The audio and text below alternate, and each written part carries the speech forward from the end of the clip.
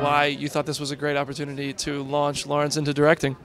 Well, we had a great script. We were really confident about the script, and we were just looking for a kind of a fresh voice to direct it, who was going to bring kind of a unique attitude towards it.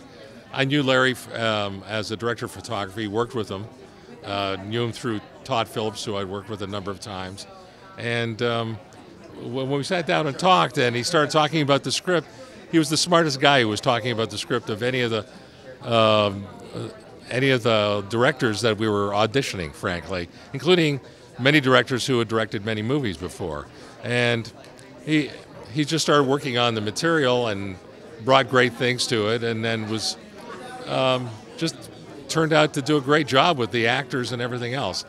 You know, producing is often just an issue of luck at finding great partners to work with, people who are creatively there and are in sync with your point of view and the tone of the movie. And Larry was really just that great guy for us. Nice. That was super nice. So you have worked on some really funny films in the past, never as a director. This is your first time. I'm wondering if any of those films influenced you and any of the choices you made in this film.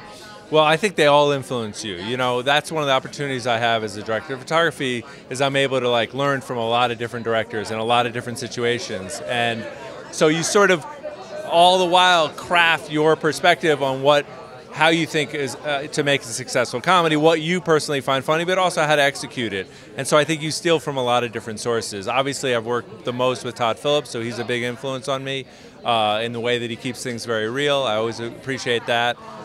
So, a lot of different directors, probably Todd the most.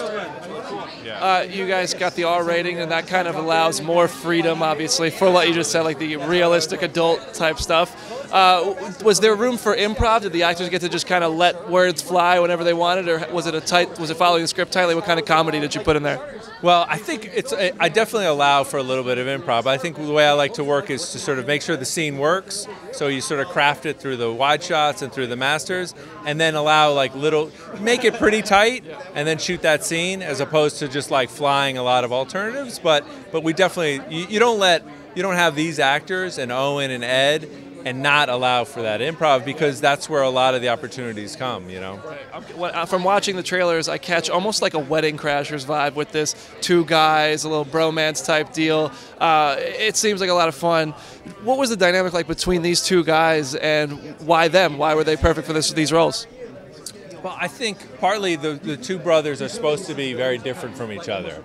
And on paper, Ed and Owen are very different. And I always like that pairing, just because of their sort of what they bring to the table. Obviously, I'd worked with Ed before on The Hangovers. I'd worked with Owen once before. But what you don't know is how they're going to be together, and are they going to have a connection that feels like what the movie is, which is two brothers that aren't quite getting along the way they should, but in their heart, they're still brothers and they love each other dearly. And that's the thing that came out of the movie that I didn't expect, and I got super lucky with, was they absolutely love each other, and they had great chemistry.